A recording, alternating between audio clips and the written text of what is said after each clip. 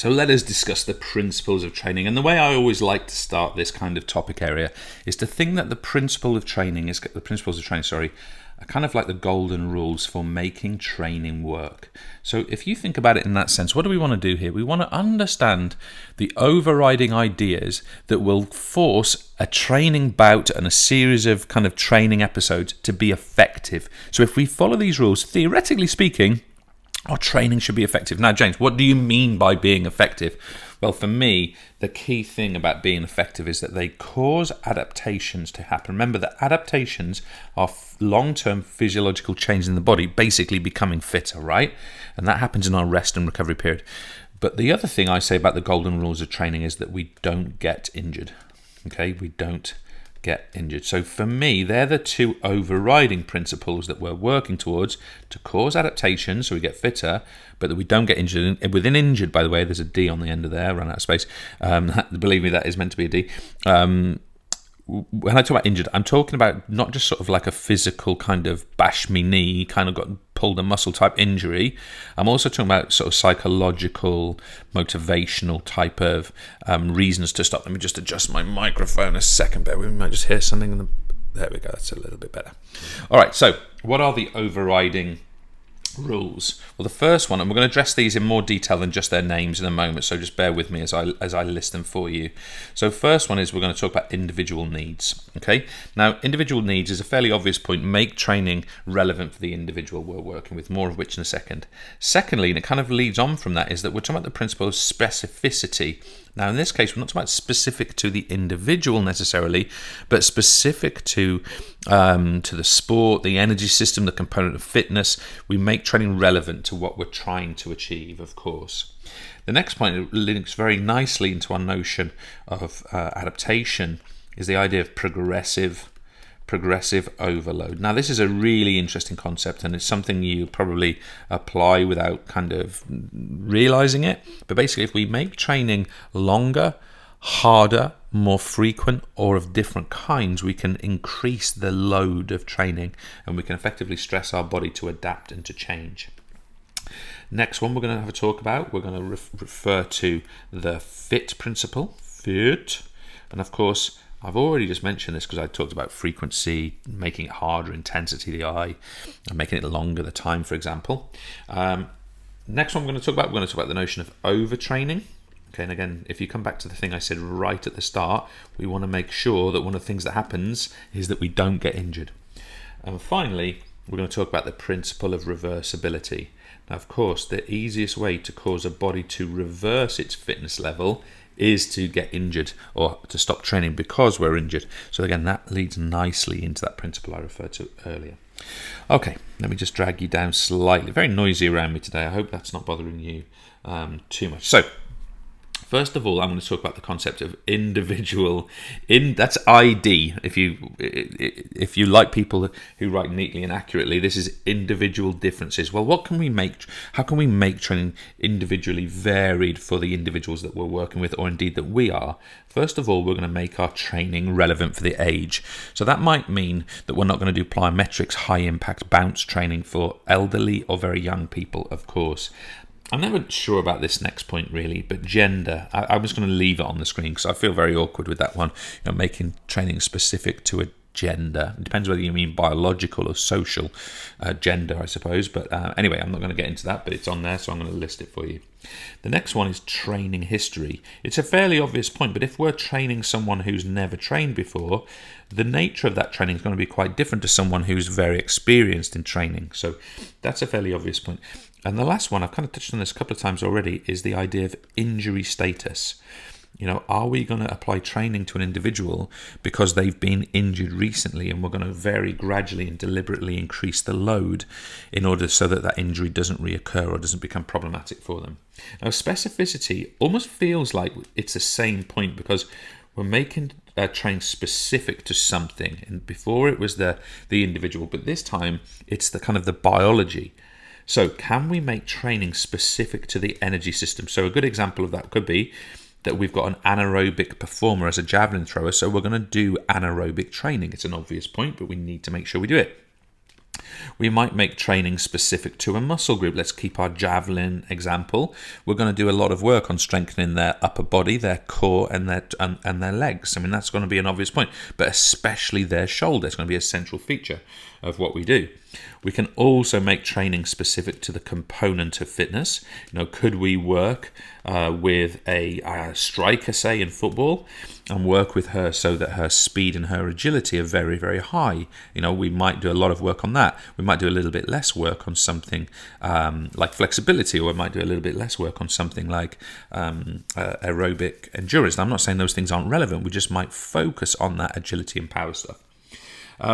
Also, we can make training specific to fiber type, whether they're an endurance or a power athlete. We've touched on that already. We can also make training specific to the sport they're doing, and it might also be the position in the sport. And I touched on this with our striker in football example a moment ago. Now, with progressive overload, we have to kind of think about things in a little bit more detail. So let me explain what I mean by that. So let me put the concept of progressive overload in here. Okay, and in many ways I like to address each of these words separately, even though they're deeply intertwined.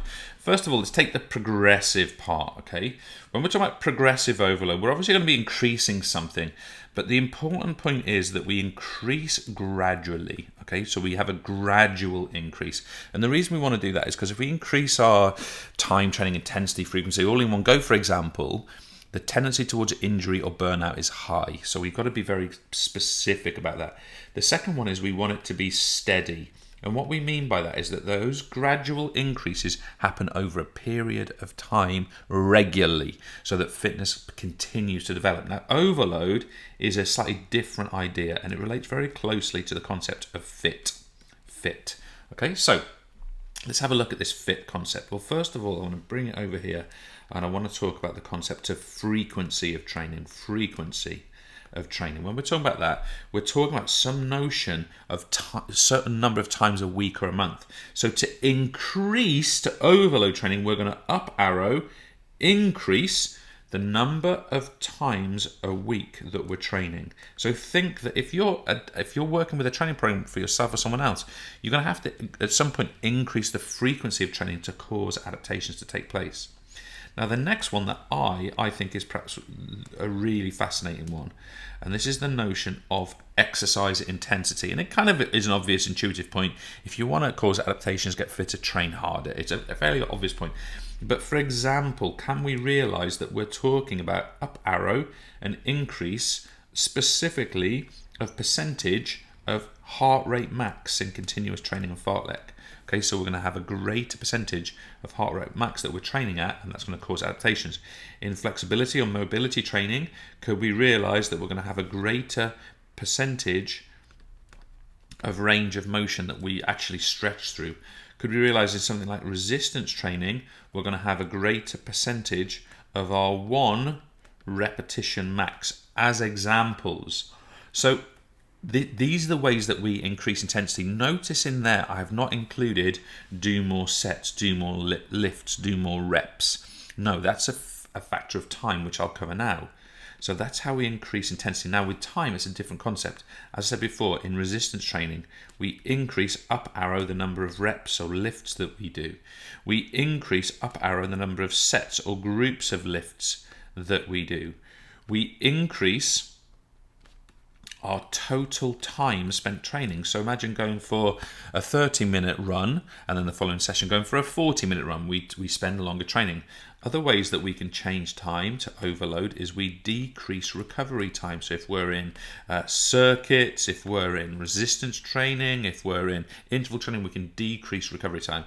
And as a result of that, we decrease what we call our let me actually get this right. We decrease what we call our work relief ratio. And what we mean by that is that we've got less recovery for the total amount of time we spend working. So therefore, by decreasing that, we're forcing adaptations to occur. Now, finally, with type, the key thing here we want to say is that we want to have plenty of variety in training. Okay, so imagine if we're, an endurance runner and all we do is long distance runs, it's not going to have much variety in it. So there's our fit principle in general. Let us now look at the concept of overtraining. Okay, overtraining. And I've touched on numerous aspects of this already, so this is kind of just filling in the gaps. So overtraining would be what we'd call extreme, which I'm going to spell correctly, extreme PO. Now that PO means progressive overload. So if we were to overtrain, it would mean that we over-apply the principle of overload and we don't apply the principle of progressive overload. The other way that we can overtrain is by applying a lack of recovery time. Recovery is essential to effective training programs. So if we don't allow ourselves to recover properly, then overtraining and the injury and burnout that comes can be very, very likely. We often call the opposite of overtraining the principle of moderation. We don't want to do too much. We want to moderate how much we do. And the other point we want to make is that we really need to be avoiding fatigue. So it's really important that one of our key principles is avoiding fatigue. And of course, that fatigue could be something like muscular fatigue, long term. There's nothing wrong with tiring a muscle in an individual set or experience. But the other type of fatigue we want to avoid is what we might call emotional fatigue. Someone who just can't give anymore and has to give up or has to step out because they're struggling. And this relates very neatly to the concept of reversibility. Reversibility. Now, reversibility we're talking about here is the concept of regression. So if you like, it's the opposite of adaptation. Adaptation is long-term changes, improvements in physical fitness, whereas regression, reversing, is the opposite, is de-adapting. And we've got kind of this principle which we might refer to as called use it or lose it. So what we mean by that is that fitness gains either need to be used and maintained, otherwise those fitness gains will be lost. So how do we make sure the principle of reversibility is met? Well, the first thing we want to, I've talked about this right at the start, is we want to avoid injury. The best way to cause regression and reversal is to get injured and to not be able to train and perform. And the other way is we must avoid burnout. And with burnout, I'm going to come back to this notion of moderation, making sure that we don't do too much. But I'm also going to come back to the notion of kind of not having enough recovery and rest within our training. We can only do that if we can only avoid burnout if we allow enough rest. And the final point I make about burnout is we must have a variety of training so that we don't have that kind of emotional fatigue and boredom and demotivation from doing the same thing over and over again. Cheers.